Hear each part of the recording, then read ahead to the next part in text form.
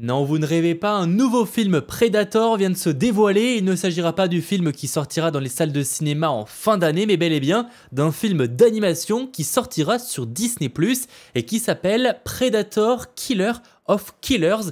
On va ainsi découvrir le trailer et revenir sur les nombreuses informations qu'on a à son sujet. Et abonne-toi pour toujours plus de réactions de trailer. Ok, découvrons le style d'animation qui rappellerait un peu Arcane, enfin juste sur ce plan-là à voir sur la suite.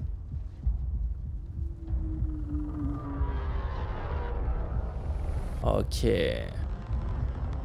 sais pas si on va avoir des dialogues là sur ce trailer-là. C'est surtout un first look d'annonce. Mais j'aime bien l'animation. C'est vrai qu'il y a, alors c'est pas forcément du Arcane un peu moins bien fait, mais de toute façon c'est pas Fortiche qui est derrière évidemment. Mais je trouve qu'on y retrouve un petit peu cette patte adulte qu'on aime beaucoup et qui visiblement se démocratise de plus en plus, et ça c'est cool. Je parle évidemment de l'animation pour adultes.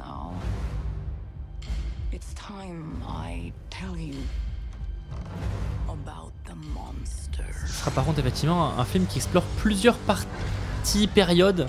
On va y évoquer ça. Bon, ce sera bien sanglant, ça pour ceux qui avaient cette petite peur là. Pas de problème là-dessus, encore découpé. Oh ok, le vaisseau des Predators.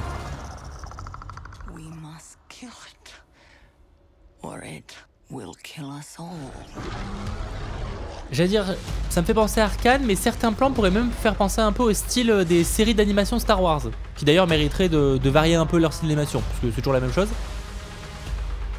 En tout cas ces dernières années.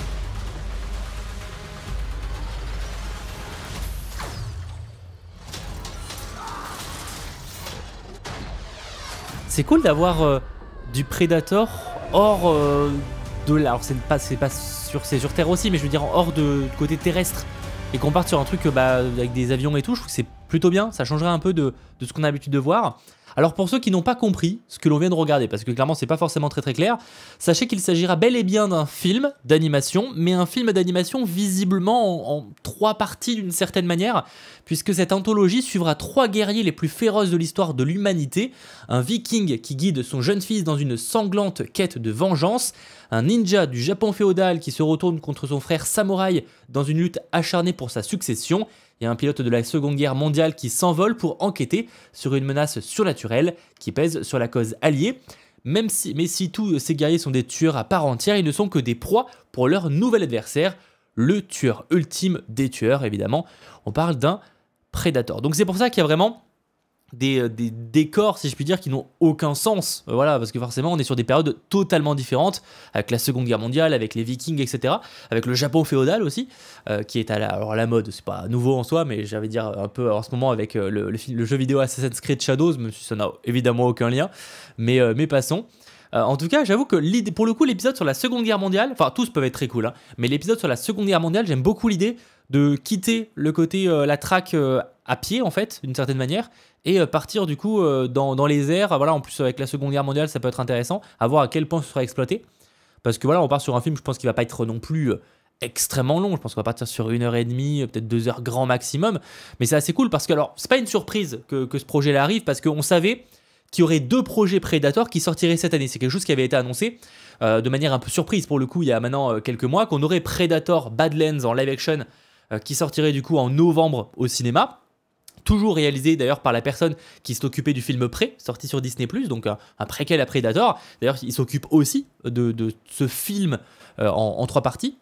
Et du coup, on savait qu'il y avait ce projet-là, mais on savait aussi qu'il y avait un autre projet dont on n'avait pas d'informations. Et bien, il s'agira de Predator Killer of Killers. Sachant que, alors au moment où je tourne cette vidéo, il est annoncé pour le 6 juin sur Hulu aux US. Donc nous, ça sortira sur Disney+ en France.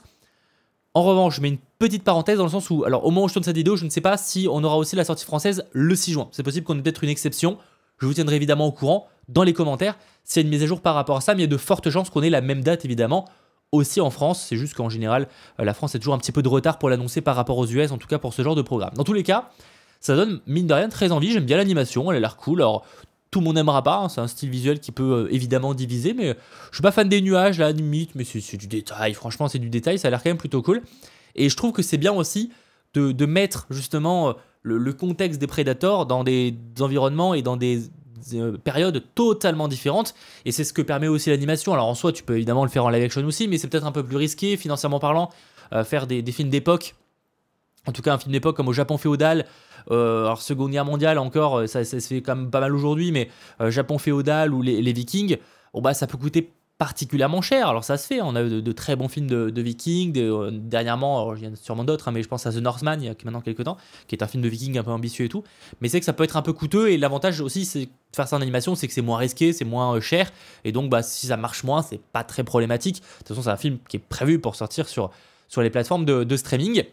Sachant, pour ceux qui se poseraient la question, donc je vous l'ai dit, hein, c'est réalisé par Dan Trachtenberg, tout comme c'était le cas pour le film Prey, et c'est la société d'animation The Third Floor, excusez-moi, qui s'occupe du truc. Alors je sais pas si c'est la même boîte, mais je me suis renseigné, The Third Floor, ça a l'air d'être une boîte d'animation qui est pas mal quand même dédiée sur la partie effets spéciaux. Ils ont l'air d'avoir travaillé sur beaucoup de programmes liés d'ailleurs à Disney, notamment Daredevil Born Again dernièrement.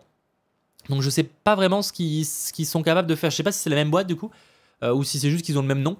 Mais en tout cas, j'ai pas trouvé d'informations sur cette boîte d'animation en dehors de si c'est bel et bien la boîte d'effets spéciaux. Donc après, c'est pas impossible qu'ils fassent aussi ce genre de visuel, mais c'est que ça change un petit peu. Donc assez curieux de voir ce que ça va donner en juin prochain.